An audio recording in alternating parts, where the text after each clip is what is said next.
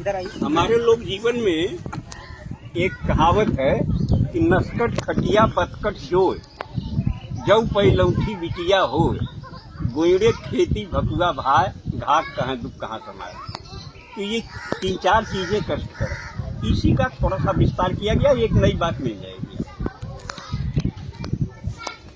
कविताई का शीर्षक है चकचोनहरी चाची।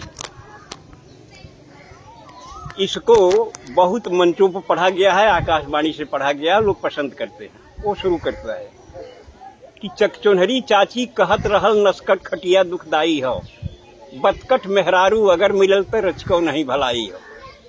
गर गोइड़े खेती बारी हो, पीठी पर भकुआ भाई हो, तो जाने अपने पूर्वज का बिगड़ल कुछ कर्म कमाई हो। सुधई बुधई दोनों भाईन में प्रेम रहल, खूब पटत रहल, ये जहाँ रहल संतुष्ट रहल, जेहन जांगर से खटत रहल।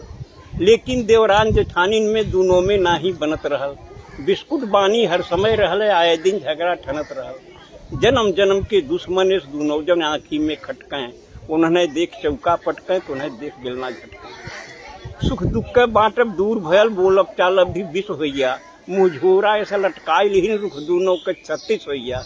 गभुराए गजब बोली बोले आपस में, दोनों जरई लगिन वो बरई लगिन, भीतर भीतर अपने दुल्हन के भरई लगिन।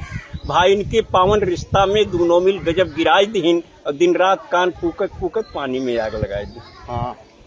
ताना तानी में बात बढ़ल, फिर भाईन में खटपट होइया, कुछ बनल गिरस्ती बिगड़ गई, खेती बाड़ी चौपट हुइया। सुतहा रुपया कर्जा लेके छोटकऊ जने परदेश भगेन, बोझा ढोवे क मजदूरी कुचेहर ओहर के करे लगेन। कम पढ़ा लिखा बुधई गंवार का काम मिले कोयलारी में, 12 घंटा टोकरी ढोए और कोयला बोझे लारी में। करिखा हो गया कपड़ा लत्ता, सज्जे शरीर करियाई गई, अगली पछली कुल सुझे लाग, मोहर सकल हेराई गई। वह दिना बेचारू बुधई ते जाने बिल्कुल बौराई गैन, रचना तब की है जब मोबाइल नहीं था। जी। वह दिना बेचारू बुधई ते जाने बिल्कुल बौराई गैन, जब दुई दुई बैरन चिट्ठी एक कई दिन घर से पाई गैन। तो पहली चिट्ठी मेहरारू के पहली भेजा था, वो पहली चिट्ठी मेहरारू के दूसरी माई के हाथे से। देखिए कविता के संस्कार को संभालने के लिए इसमें थोड़ा परिवर्तन किया है, जबकि परिस्थितियां बदल गई हैं।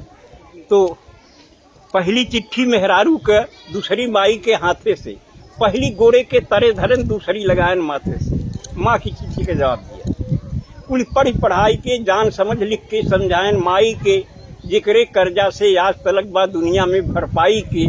लिखता है कि प्रणाम हजारन बार कहीं तोहरे चरणन में हे मैया, जुग जुगती दुगनों चुक जाई तोहरे वर्णन में हे मैया। विज्ञान बढ़ल बा यह युग में कुछ नई नई अजगुत के, धरती का मनई कल पुर्जा से चांद तलक पहुंचाई दे, पर लाल लहू के श्वेत दूध अभी तक नहीं बना सका। विज्ञान और टेक्नोलॉजी नहीं पाई, पर लाल लहू के श्वेत दूध अभी तक नहीं बना सका। माई के कारिस्तानी से विज्ञान न आगे जा सका। तो माई रे तोरे असीसन से जांगर जिंदगी भरपूर रही, प्रफुल्लित रहब रन में बन में दुख और दरिद्र दूर रही। तोहरे पूजा तोहरे तप से खुशहाल हमार शरीर रही, विश्वास की हूँ तोहरे दूधे का कायम ही तहरीर रही। अरदास अंत पे बा मैया तू तनिक करेजा मोट की हूँ, आशीष देत की बेटवा के तुम आपन आंसू पहुँच। फिर दूसरी बात जिसके लिए पूरी बात कही गई है कि फिर मेहरारू के लिखें, फिर मेहरारू के लिखें तो के चाही गहना सोना चानी, कंघी दर्पण चोटी चप्पल चोली चौकस चूनर धानी। पाती से पता लगल हमके ते हमरे बिना उदास है, ना खात है दाना पानी ते हरदम गारत आंस है। ते सीता हरण सुने होगी पंडित से कथा रामायण में, बिरहा चैता कजरी सोहर सावनी लावनी गायन में। जब पंचवटी में सीता के रावण धैलेस बरजोरी से, सीता का आंस बहे जैसे पानी बरखा के ओरी से। तब रावण बोलल है सीता को रावण पकड़ता है, रोने लगी। रावण ने कहा रो रही हो सीते, दशरथ के भंडार में बड़ा सोना चांदी था, जनक के पास भी सोने चांदी की कोई कमी नहीं थी, लेकिन तुम्हारी पति के प्रति निष्ठा अविचल थी, अटल निष्ठा थी, इसलिए तुमने सोने चांदी की तरफ देखा नहीं, राम के साथ चली आई। और वह राम तुम्हारे साथ तब तक रहा सीता जब तक सोने चांदी से तुम्हारा मोह नहीं जगा था। आज माया के सोने पर रोल्ड गोल्ड पर तुम्हारा मोह जग गया तो राम छूट गया, और जब सोने का ही सवाल अहम है तो चल लंका जहाँ सोना ही सोना है। कौन सी गलती किया था। जब पंचवटी में सीता के रावण धैलेस बरजोरी से सीता का आंस बहे जैसे पानी बरखा के ओरी से। तब रावण बोलल, हे सीता, जब भयल राम वनवास रहल, दशरथ के महल अटारिन में सोनन का हास विलास रहल, लेकिन ना मोह भयल तोहके तब राज और राजधानी पर, तू लात मार के चली आऊ दशरथ के सोना चानी पर। तब पति का प्रेम मिलल सच्चा, कंडीशन थी।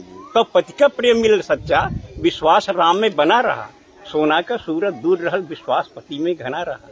माया का सोना हिरन देख जब लालच लोभ त्योहार बढ़ल, पति प्रेम भुलायल, सोना का जब विकट कपारे भूत चढ़ल, तो दुर्गत का पहरा आयल, किस्मत करम फूटल सीता।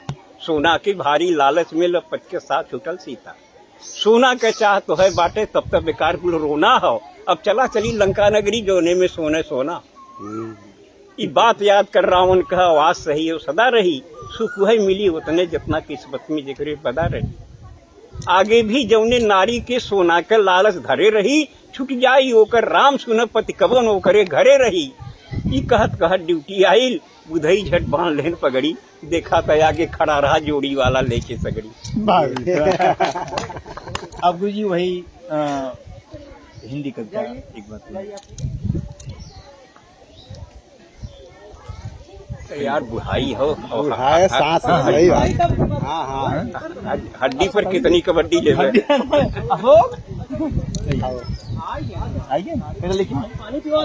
ठीक है, बैठिए, मैं सुना दे रहा हूँ। और नमामि गंगे कहाँ इस पर बहुत चल रहा है। सब लोगों ने अपनी अपनी और क्षमता के अनुसार, शैली के अनुसार कहा। लोक भाषा में से नहीं, अखड़ी में देखिए। घोर प्रदूषण से गंगा बौखलाई, सीधे स्वर्ग के सम्राट के द्वार पर आई, जोर से गुहार लगाई, दुहाई हो स्वर्ग के सम्राट की, मैं तो न घर की हुई घाट की। धरती स्वर्ग से मैं धरती का कलुष हरने गई थी, भगीरथ के पुरखों को साप मुक्त करने गई थी, लेकिन अब मुझे अपने आप पर रोना आ रहा है, मेरा अस्तित्व ही डगमगा रहा है। देवराज बोले, गंगे तू कभी श्री हरिपद नख में समाई थी, ब्रह्मा के कमंडल में जगह बनाई थी, शिव के जटाजूट में भी लहराई थी, लेकिन जब विष्णु ने तुम्हें लात मार दिया, ब्रह्मा ने हाथ झाड़ लिया और शिव ने तुमको दिल दिमाग से उतार दिया, तभी तुम्हें तुम्हारी औकात बता दी गई, जब देवताओं का साथ छुड़ाकर तुम आदमी के साथ लगा दी गई। औकात दी गई, सही बात। तभी तुमको तुम्हारी औकात बता दी गई, जब देवताओं का साथ छुड़ाकर तुम आदमी के साथ लगा दी गई। गंगे, तो युगों से तुम धरती का कलुष पी रही हो, एक छटपटाहट भरी जिंदगी जी रही हो। आदमी नहीं जानता कि ये तुम्हारी विवशता है कि महानता, लेकिन इतना सच जरूर है, ये तुम आदमी का कलुष न पचाती, उसको उसके ही प्रदूषण से न बचाती, तो अब तक उसके पाप का घड़ा भर गया होता और अपने ही प्रदूषण के जहर से आदमी मर गया होता। कैसा रहा ये? बहुत अच्छा गुरु जी। ए बेटा